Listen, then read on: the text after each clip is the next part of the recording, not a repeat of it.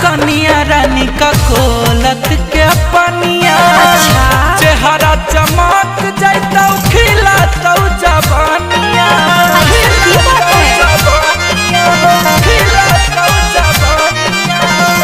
बड़ी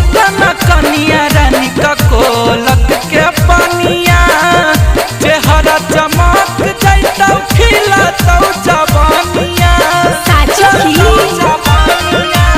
एक साथ नहाई दोनों के करो से नहीं डरना गे